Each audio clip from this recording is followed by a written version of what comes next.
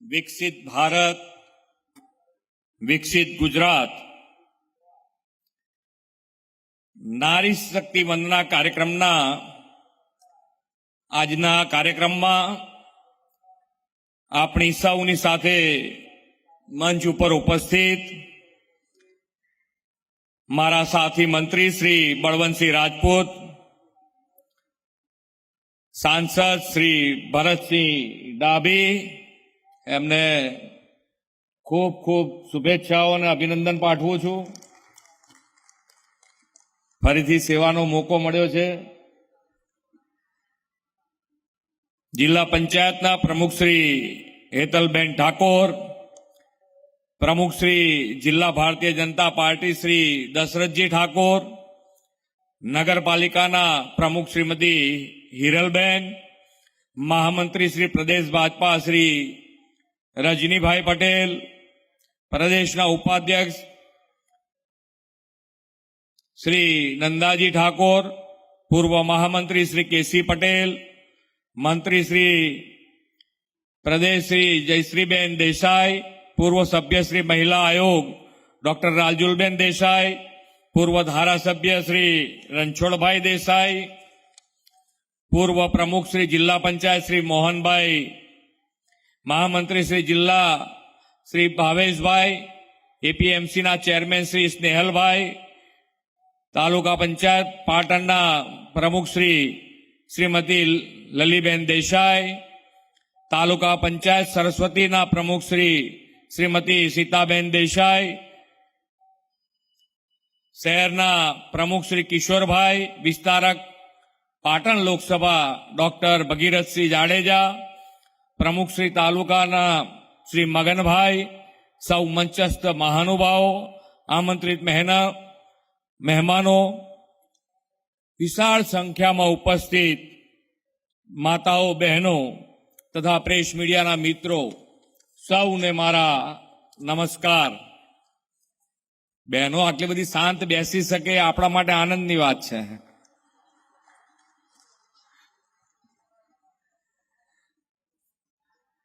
વિશ્વના સૌથી લોકપ્રિય નેતા અને ભારતના યશસ્વી વડાપ્રધાન શ્રી નરેન્દ્રભાઈ મોદી દેવી શક્તિના ઉપાસક છે.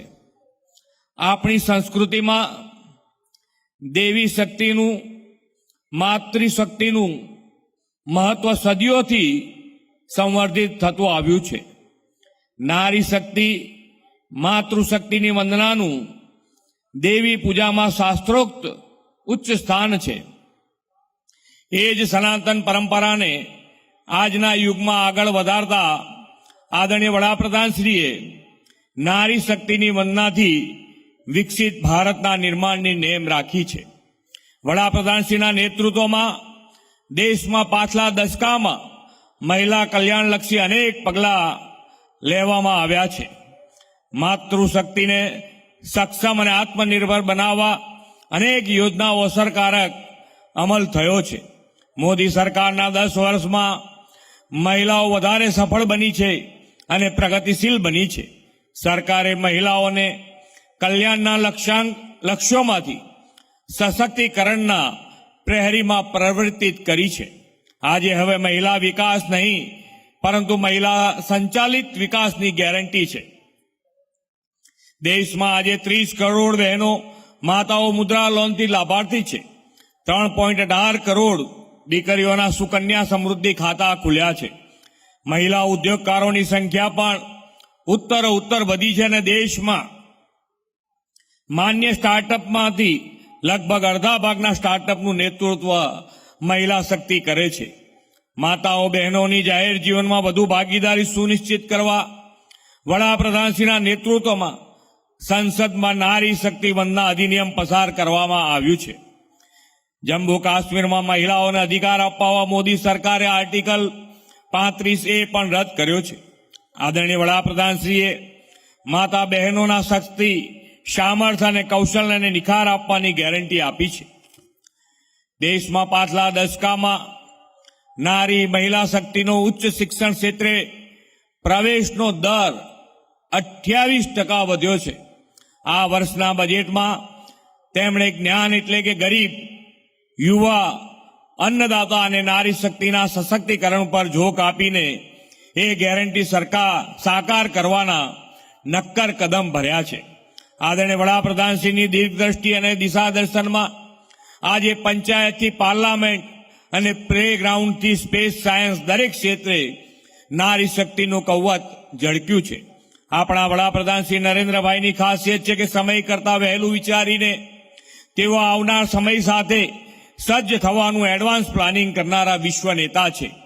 નારી શક્તિથી રાષ્ટ્ર નિર્માણના લક્ષ્ય સાથે આદરણીય વડાપ્રધાનશ્રીએ ગુજરાતમાં 2001માં પહેલીવાર મહિલા અને બાળ વિકાસ વિભાગની અલગ ડિપાર્ટમેન્ટ તરીકે રચના કરી હતી. વડાપ્રધાનશ્રીના દિશા દર્શનમાં આગળ વધતા ગુજરાત સરકારે સશક્ત સમાજના નિર્માણ માટે મહિલાઓ આર્થિક, સામાજિક અને શૈક્ષણિક રીતે પગભર બની સશક્ત બને તેવી કાર્યપ્રણાલી અમલમાં મૂકી છે. રાજ્ય સરકારે સશક્ત સમાજના નિર્માણ માટે સશક્ત મહિલાનો કાર્ય મંત્ર અપનાવ્યો છે. સમાજમાં મહિલાઓની સ્થિતિ સુધરે અને તેમને ગૌરવમય જીવન પ્રાપ્ત થાય તે માટે રાજ્ય સરકારે મહિલાઓના સશક્તિકરણ, શિક્ષણ, સ્વાસ્થ્ય અને મહિલાઓની સુરક્ષા પર વિશેષ ફોકસ કર્યું છે. આદરણીય વડાપ્રધાનશ્રીના માર્ગદર્શનમાં ડબલ એન્જિન સરકાર રાજ્યની જનતા જનાર્દન અને માતા બહેનોના એડવાન્સમેન્ટ, એમ્પાવરમેન્ટ અને ડેવલપમેન્ટ એમ ત્રિપાખ્ય વ્યૂહ સાથે સેવારત છે. આજનો આ નારી શક્તિ વંદના કાર્યક્રમ તેની સાક્ષી પૂરે છે. આજનો આ કાર્યક્રમ રાજ્યમાં લાખોની સંખ્યામાં કાર્યરત સખી મંડળો થકી લાખો મહિલાને લખપતિ દીદી બનાવવાની વડાપ્રધાન મોદી સાહેબની ગેરંટીની પ્રતીતિ કરાવવાનો વિકાસ ઉત્સવ છે.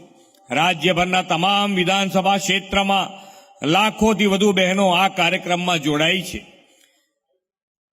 વડાપ્રધાન શ્રી નરેન્દ્રભાઈ મોદી ગુજરાતના મુખ્યમંત્રી હતા ત્યારે રાજ્યની મહિલાના સામાજિક ઉત્થાન માટે ગુજરાત લાઇવલીહુડ પ્રોમોશન કંપની શરૂ કરાવીને મહિલાઓને આર્થિક રીતે પગભર કરવાની દિશામાં વ્યવસ્થા શરૂ કરાવી હતી. રાજ્ય સરકારે ગ્રામીણ મહિલાઓને આર્થિક ટેકો કરવા માટે 2,95,000થી વધુ સખી મંડળો થકી 30 લાખથી વધુ બહેનોના હાથમાં કરોડોનો કારોબાર સોંપ્યો છે. આજે આપણે 13,000થી વધુ સ્વસહાય જૂથોને ₹250 કરોડથી વધુના revolving fund, community investment fund અને કેશ ક્રેડિટ આપીએ છીએ. આ ફંડની મદદથી આ સ્વસહાય જૂથોની મહિલાઓ પોતાના વ્યવસાય શરૂ કરીને ઉદ્યોગ સાહસિક બનશે. મહિલાઓની સક્રિય ભાગીદારીથી ગુજરાતનું ડેરી સેક્ટર દુનિયાની સૌથી મોટી કોઓપરેટિવ મુવમેન્ટ બની ગયું છે. આજે ગુજરાતની ગ્રામીણ મહિલા પશુપાલકો દૂધ ઉત્પાદનથી કરોડો રૂપિયા કમાય છે. આવી 1.5 લાખ માતૃશક્તિની વંદનાનો ઉત્સવ હમણાં થોડા દિવસ પહેલા જ આદરણીય વડાપ્રધાનશ્રીએ વિશ્વના સૌથી મોટા ક્રિકેટ સ્ટેડિયમ નરેન્દ્ર મોદી સ્ટેડિયમમાં ઉજવ્યો હતો. આજે આપણે વિશ્વ મહિલા દિનના પૂર્વાર્ધ રૂપે રાજ્યભરમાં નારી શક્તિ વંદના ઉત્સવ ઉજવીને માતા બહેનોનું ગૌરવ કરી રહ્યા છીએ. મહિલાઓના શિક્ષણ, આરોગ્યની સાથે સલામતીને પ્રાથમિકતા આપીને આપણી સરકારે કામ કરી રહી છે. ગુજરાત સરકારે મહિલાની સુરક્ષા માટે અભ્યમ 181, મહિલા હેલ્પલાઇન, સી ટીમ, મહિલા સેલ અને police station base support centre શરૂ કર્યા છે. ગુજરાતમાં દીકરીઓ નવરાત્રિના તહેવારોમાં મોડી રાત સુધી ગરબા રમીને એકલે સુરક્ષિત પોતાના ઘરે જઈ શકે તેવું સુરક્ષા અને સલામતીનું વાતાવરણ ગુજરાતે પૂરું પાડ્યું છે. વુમન એમ્પાવરમેન્ટ, મહિલા સશક્તિકરણને મહત્વ આપીને ગુજરાતના ઇતિહાસનું સૌથી મોટું 3,32,000 કરોડનું આ વર્ષનું બજેટ આપણે રજૂ કર્યું છે.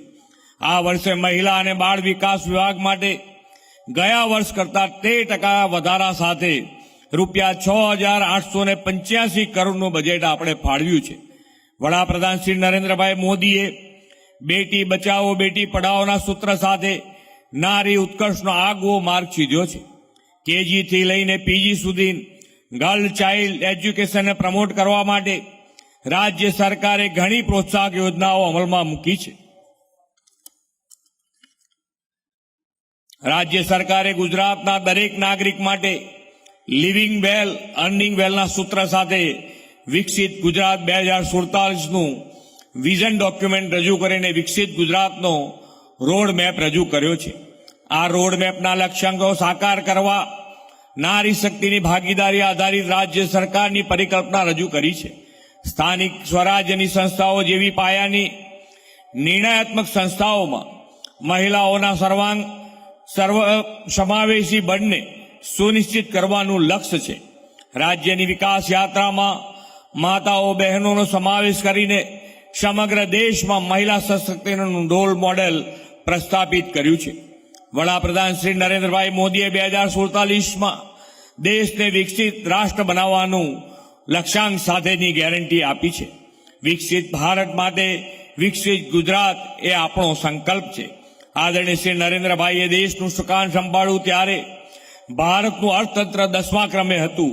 તેમની વિઝનરી લીડરશીપમાં દેશ આજે વિશ્વનું 5મું સૌથી મોટું અર્થતંત્ર બન્યું છે. એટલું જ નહીં, તેમની ત્રીજી ટર્મમાં ભારતનું અર્થતંત્ર વિશ્વમાં 3જા ક્રમે પહોંચશે એ મોદી સાહેબની ગેરંટી છે.